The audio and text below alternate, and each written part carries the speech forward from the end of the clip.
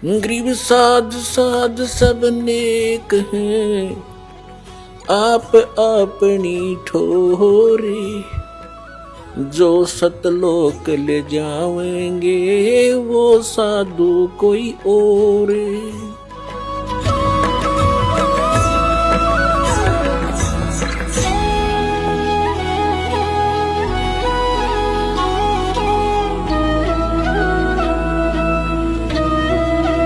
आप जी ने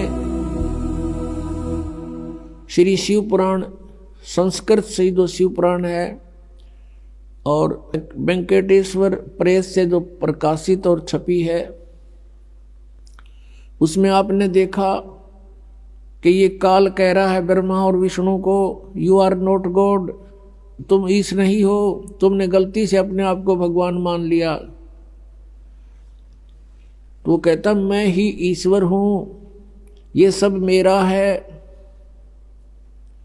यहां परमात्मा कहते हैं स्वयं आकर के बताया है, और जिन महापुरुषों को वो मिले हैं उन्होंने उस परमात्मा की गवाही दी है। परमात्मा कहते हैं मुल्ला माया मग में बैठी, अनसा चुन चुन खाई, ये ज्योत स्वरूपी कहे निरंजन में ही करता भाई। एक न करता दो न करता नौ ठहराए भाई, और 10वां भी धुंधर में मिल जा सत कबीर दुहाई।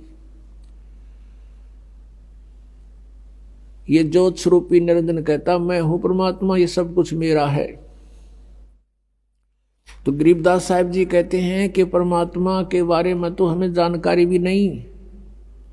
ये ज्योत स्वरूपी कहे निरंजन, ये काल कहता मैं ही करता भाई, हमें मूर्ख बना रहा ये। और एक न करता दो ना करता, ये 9 करता ठहरा दिए, 9 अवतार, ये सारे भगवान।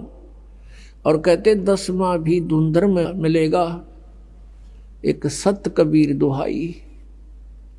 सत माने अविनाशी। क्या बताते हैं कि जैसे श्री राम, श्री कृष्ण और अन्य ये 9 अवतार मानते हैं, कहते हैं वो सब यहां मृत्यु को प्राप्त होकर गए हैं। और 10वां निकलंक नाम से आएगा राजा हरिश्चंद्र वाली आत्मा। और परमात्मा ने बताया कलयुग के अंदर वो संभल नगरी में विष्णुदत्त शर्मा के घर पर जन्म लेगा और सबसे शक्तिशाली होगा, और उसकी तलवार बहुत लंबी होगी। उस समय सभी व्यक्ति कृतघ्नी हो जाएंगे, कोई भी आन कान रह नहीं गी, मांसाहारी प्राणी होंगे, सब पाप आत्मा हो जाएंगी। उनको फिर वो 10वां अवतार काटेगा, सबको अपनी तलवार से नाश करेगा, जैसे परशुराम जी ने अक्षत्रियों को नाश किया था। अब यहाँ परमात्मा के विधान में और इस काल के विधान में बहुत अंतर है। जिसमें प्राणी अकर्मी हो जाते हैं, अधर्मी हो जाते हैं, जैसे अक्षत्रिय लोग यानी राजा लोग और राजा के दरबारी लोग, ये अधर्मी हो गए थे, इनके कोई आन कान नहीं रही थी। उस समय काल प्रेरणा से परशुराम जी का जन्म हुआ। परशुराम जी ने फिर उन दुष्टों को सबको काटा, मार डाला। अब ये विधान है इस काल का कि निकम्मों को ऐसे सेट करना है, और परमात्मा का विधान है कि किसी बुरी आत्मा हो, अब वो अज्ञान से बुरी होगी और इस तत्व ज्ञान से वो ठीक हो जाएगी। तो परमात्मा का विधान है कि शायद निकम्मा आदमी हो उसको सत्संग सुनावे, तत्व ज्ञान से परिचित करावे, फिर अपने आप उसको विष दिखाई देगा, वो सब बुराइयों से बचेगा। लेकिन काल उस तत्व ज्ञान को नहीं चलने देता, उसको डर बना रहता है कि इससे परिचित होने के बाद प्राणी यहां नहीं रहेगा। इसलिए वो लोकवेद सुनाता है, अपने दूतों को भेजकर सारी जनता को भ्रमित करवाता है, और जिसका अभी तक हम दुष्परिणाम भोग रहे हैं। अब 10वां अवतार जो आएगा, अब राजा हरिश्चंद्र की आपने कथा सुनी हो, वो कितने पुण्य आत्मा थे, कितने धर्मात्मा थे और किस प्रकार वो अपनी मर्यादा का पालन करने वाले थे। बच्चे को भी बेच दिया, पत्नी को भी बेच दिया, आप भी बिक गया, लेकिन अपना सत नहीं छोड़ा। वो अब स्वर्ग के अंदर विद्यमान है, वो राजा हरिश्चंद्र वाली आत्मा। कुछ पुनों को तो वहां नाश करवा दिया उसका स्वर्ग में, और फिर उसको श्रृंगार कर भेजेगा, 10वां अवतार बनाओगा और उसकी के ड्यूटी लाओगा काल के इन सब को काट दे, जितने भी प्राणी बकवादी हो गए उस टाइम, एंड ऑफ द कलयुग। अब वो आवेगा, सबको काटेगा, मार डालेगा, जो निकम्मे अच्छी आत्माओं को छोड़ देगा। उस समय जिनमें जरा सी भी धार्मिकता शेष होगी उनको नहीं मारेगा।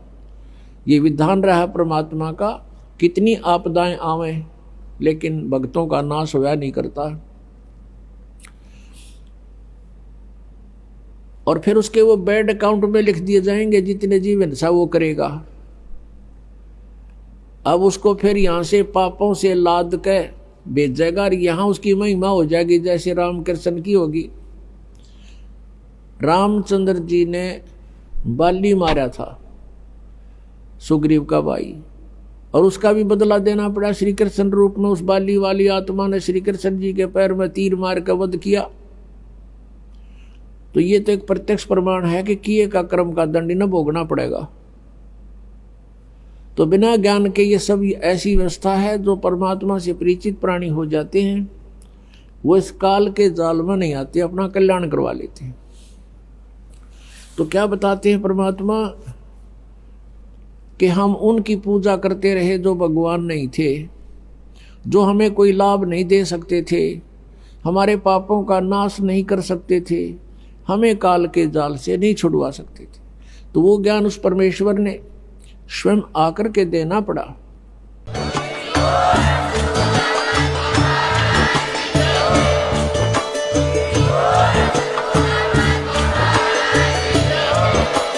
आप सुन रहे थे जगत गुरु तत्वदर्शी संत रामपाल जी महाराज जी के मंगल प्रवचन। अधिक जानकारी के लिए विजिट कीजिए हमारी वेबसाइट www.jagatgururampalji.org। संत रामपाल जी महाराज जी के शुभ आशीर्वाद से पूरे विश्व भर में 500 से भी ज्यादा नाम दीक्षा केंद्र हैं, जिन पर संत रामपाल जी महाराज जी द्वारा ऑनलाइन निशुल्क नाम दीक्षा दी जा रही है। अपने नजदीकी नाम दीक्षा केंद्र का पता करने के लिए संपर्क करें 8222880541।